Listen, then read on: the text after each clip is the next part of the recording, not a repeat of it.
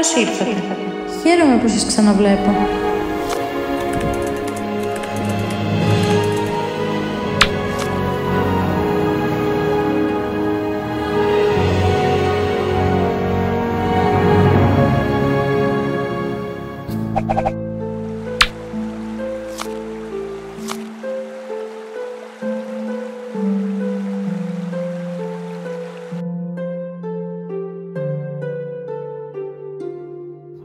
« 1er juillet 2022, c'est l'heure. On est à l'aube d'une nouvelle aventure.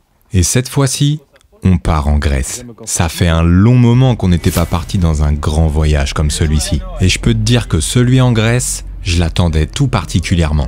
Et on y est enfin. On va pouvoir aller poser nos roues là-bas et voir concrètement à quoi ressemble ce pays. Pour l'occasion, j'ai proposé à Nico du Café Crew de venir avec nous pour ce trip. Il possède une KTM 90 depuis peu et il n'a pas encore eu l'occasion de vraiment la rouler. La Grèce étant peut-être l'un des meilleurs pays d'Europe pour pouvoir rouler en off-road, je pouvais pas partir là-bas sans lui. Une fois Nico récupéré du côté d'Auxerre, nous avons rejoint le port d'Ancône, en Italie. Malgré quelques soucis de bouchons sur la route, on arrive avec 2 heures d'avance avant l'embarquement. Ça nous laisse le temps de décharger le camion tranquille, le Café Crew est de retour officiellement, de s'équiper et de rejoindre le port d'embarquement directement à moto. Quoi? L'alcool c'est pas cool? Pour la petite anecdote, Nico a oublié sa carte grise à Paris chez lui. On était un peu dubitatif sur le fait qu'il arrive à prendre le bateau sans emmerde, mais finalement c'est passé sans aucun souci. Première ligne droite, je fais bon, est-ce que je fais un petit wheel ou pas, juste pour voir, je fais avec la chatte que j'ai, je vais me retourner. Deuxième étape, passer au guichet pour se faire enregistrer. Je récupère les billets et on va en direction du port pour y rentrer les motos dans la cale du bateau. Ça a l'air glissant ça. On fonce à l'étage supérieur pour pouvoir trouver le meilleur spot possible. Tu sais, celui avec les prises de courant. Avec nos 22 heures de traversée, chaque petit détail a son importance. La vie sur le bateau n'est pas bien passionnante. On discute, on rigole, on monte sur le pont, on profite du soleil et on apprécie la vue. Je t'avoue que la nuit sur le bateau n'a pas été des plus reposantes. Comme à notre habitude, on ne prend jamais de cabine, ce qui fait qu'on dort à même le sol. Et c'est là que je me dis que j'ai plus 20 ans. Parfois un peu de confort, c'est quand même pas négligeable. Quoi qu'il en soit, on grappille quelques heures de sommeil par-ci par-là et on essaye de se reposer un maximum, parce que demain, les choses sérieuses commencent. Au petit matin, en ouvrant les yeux, j'aperçois à travers le hublot ce qui semble être les premières terres grecques. Ce doit être la première escale qui était prévue, un petit peu plus au nord en Grèce. Je t'avoue ne pas me souvenir du nom de la ville, mais quoi qu'il en soit, c'est un super avant-goût sur ce qui nous attend tout au long de ce voyage. Et j'ai vraiment hâte de débarquer à Patra. Mais en attendant, petit déjeuner. On a essayé d'y aller le plus tôt possible, histoire d'éviter la foule. Et comme il nous reste plus beaucoup de temps avant de débarquer, on voulait quand même en profiter. En parlant de débarquement, j'aperçois au loin les premières silhouettes des montagnes qui entourent la ville de Patra, là où nous allons débarquer. Pendant que Balou et Nico sont en pleine discussion, je suis focus sur ce que j'ai sous les yeux. J'ai bossé cette trace pendant tellement longtemps que de là où je suis dans le bateau, j'arrive à apercevoir les premières pistes que nous allons emprunter, et ce dès aujourd'hui. Elles sont juste là, sous mes yeux, tracées dans les flancs de vallée. Je me souviens qu'il restait un petit bout de la trace à terminer. En tournant du regard vers la gauche, j'aperçois le pont qui ramène à Patra. Toute la partie montagneuse d'avant jusqu'à ce pont, c'est tout ce qu'il me manquait à tracer. Le dernier petit bout de route qui conclura ce voyage en Grèce et qui nous permettra de reprendre le bateau en direction de la France. En fait, c'est là que je me rends compte que j'ai tellement étudié la trace que j'ai même plus aucune pression de ce côté-là en fait. Je sais précisément ce qui nous attend et à quel point les pistes vont être incroyables. J'ai juste envie que ça commence en fait. Et tu sais quoi? Eh bien je crois que c'est l'heure.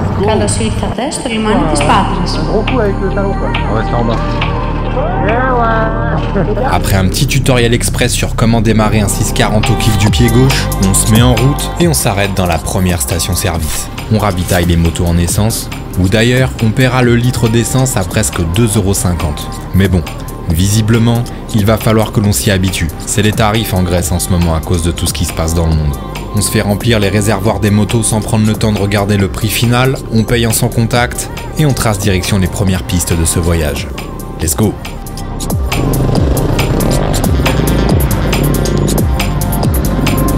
Après, se comporte n'importe comment, j'ai 10 fois trop de poids. L'avant il touche jamais le sol, j'ai aucun feeling et je vais m'arranger, je vais mettre des trucs là déjà. Vraiment un problème de poids, genre elle embarque dans les virages. Je me demande si je vais pas mettre ma tente sur le garde-boue avant.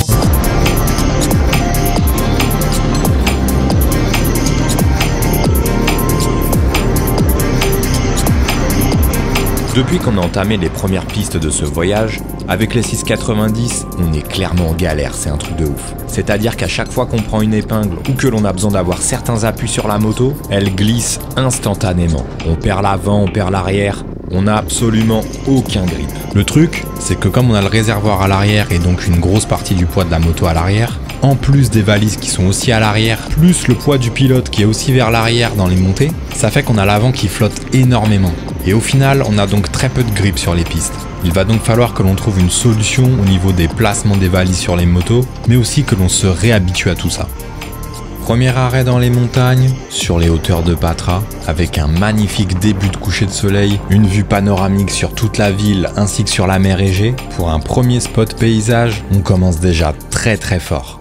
Je les avance parce que tous les virages 180 un peu en grimpette, si je suis pas sur l'avant, mais comme moi, ça, je perds l'avant. c'est direct, ça part, tu vois. Et c'est l'avant qui part, quoi que tu fasses. Mais toi, tu dois être pas mal parce que t'as le gros résé qui descend bien. Bah ouais, lui il a les 24 litres en dessous. Petite photo souvenir, tout en continuant notre analyse sur les volumes au bureau d'études du 690. On va finir par trouver une solution, on est sur le coup.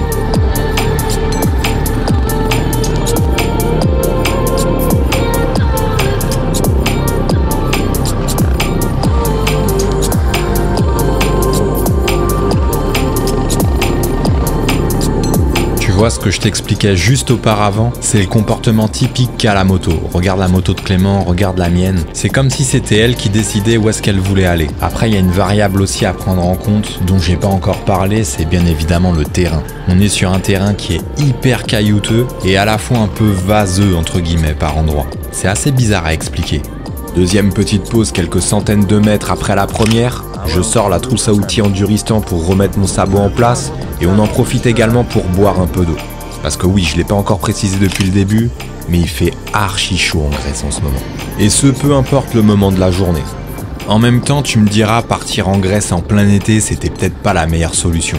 Et je te l'accorde, si jamais tu souhaites venir ici et que tu as l'occasion de pouvoir choisir la date, évite l'été, clairement. Parce que là, on parle quand même de journées à plus de 50 degrés parfois. Donc on n'est pas sur une chaleur normale, si tu vois ce que je veux dire. Mais bon, on le savait avant de partir, ça va faire partie intégrante de l'expérience, et clairement ça ne m'empêchera pas d'apprécier tout ça à 100%.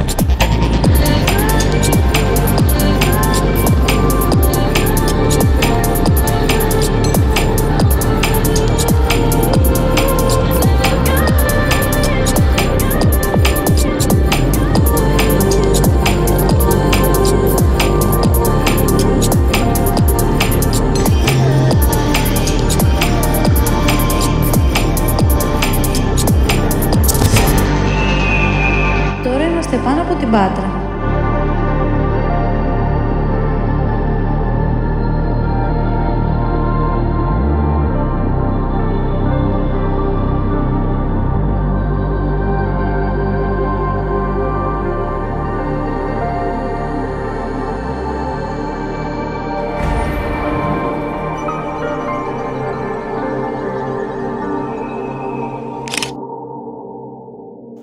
Allez, je range le drone, on profite encore un petit peu de la vue et on reprend les pistes.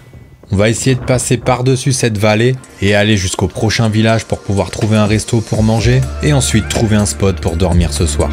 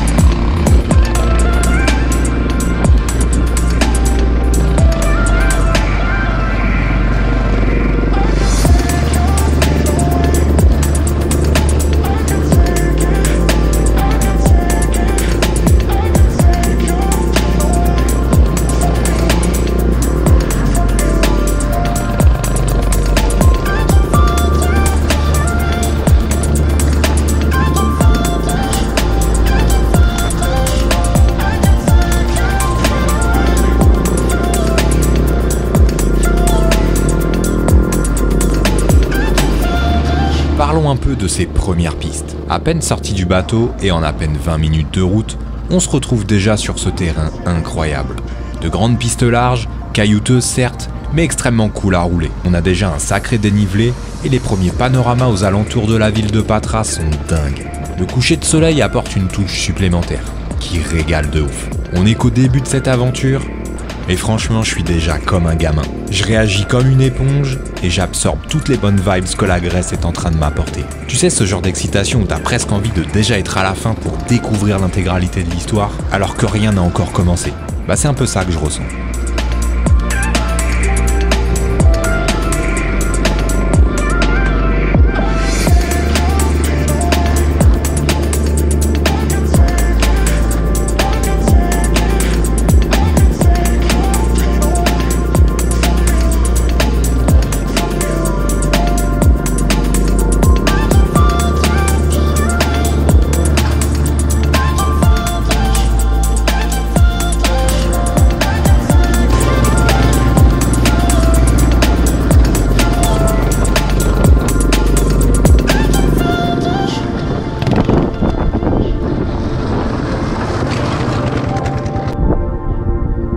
Et ouais.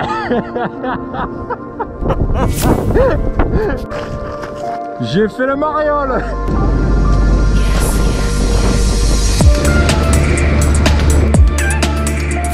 On a dû s'arrêter une bonne demi-heure parce que Nico a perdu sa carte bleue en moto. On a essayé de la retrouver, mais avec le vent qui souffle, il est certain qu'elle a dû s'envoler. Mais c'est pas très grave parce que c'était une carte bleue secondaire, donc ça va pas du tout le bloquer pendant le trip. On reprend la route sur un énorme coucher de soleil et on va essayer de finir cette section off-road avant la tombée de la nuit.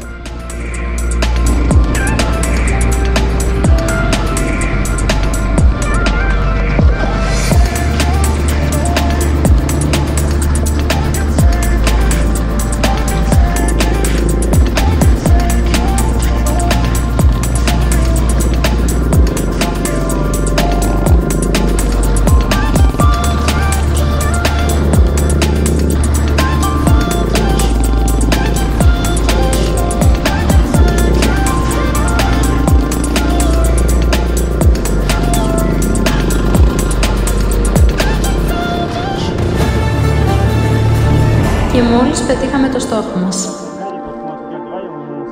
Ouais, normalement on arrive à un bled dans pas longtemps. Là, j'ai l'impression qu'on arrive dans un bled. Putain, on est que là. En poussant quelques kilomètres à peine de plus par les pistes, on finit par tomber sur un véritable petit havre de paix. Un pur restaurant où l'on passera la soirée à manger, à boire et à se reposer. Και εδώ είναι η Ρακίτα. Καλώς ήρθατε.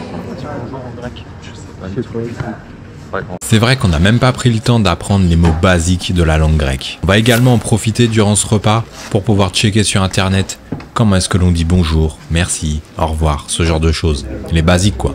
Je pense que c'est toujours important d'apprendre ces quelques mots, peu importe dans le pays dans lequel ce que tu te trouves.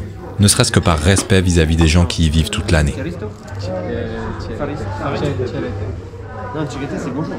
Bon, on doit réviser encore un peu visiblement. Durant le repas, Balou en profitera pour nous trouver un petit spot pour ce soir. Par contre, pour y accéder, on va devoir reprendre quelques pistes. C'est un truc de ouf hein. Tu mets pas de gaz hein. Non, je mets rien. Et même un peu plus que ce que l'on aurait imaginé. Mais on finit par trouver un petit spot le long d'une rivière qui va être parfait pour cette première nuit en Grèce. Balou installe le tarp, Nico installe sa tente, et moi je t'avoue que vu la chaleur qu'il fait, je préfère dormir sous le tarp avec Clément. Mais avant de fermer les yeux et de partir au pays des rêves, direction la rivière pour prendre une bonne douche. En allant me doucher, je trouvais pas d'accès direct pour aller à la rivière. Que des maxi ronces et des grosses caillasses de partout. À un moment donné, je trouve un endroit qui me paraît être correct, sauf que c'était une crevasse d'environ 70 cm. Je tombe dedans et accessoirement je tombe directement dans la rivière et je me plie la cheville en deux sur une énorme caillasse dans la rivière. Je t'avoue que la douleur bien aiguë là, je me dis que je me suis peut-être déjà fait mal dès le premier jour et bêtement en plus. Affaire à suivre donc. J'espère que je me suis pas fait une mini entorse. Mais bon, on verra ça au réveil. La douche est prise, direction le tarp et plus précisément mon sac de couchage. Une bonne petite première journée qui nous permet de prendre nos marques à la fois sur les motos ainsi qu'en Grèce directement. Je sens que ça va pas être une aventure facile, ne serait-ce que d'un point de vue météorologique. Il fait hyper chaud, l'air est hyper sec, et il va falloir que l'on s'habitue à tout ça. Mais bon, le plaisir prenant toujours le dessus sur le reste, ça devrait bien se passer. En tout cas, j'ai hâte d'être à demain pour pouvoir continuer de découvrir ce pays qui a l'air vraiment incroyable pour la moto. Allez, bonne nuit mec. Demain, notre aventure en Grèce continue.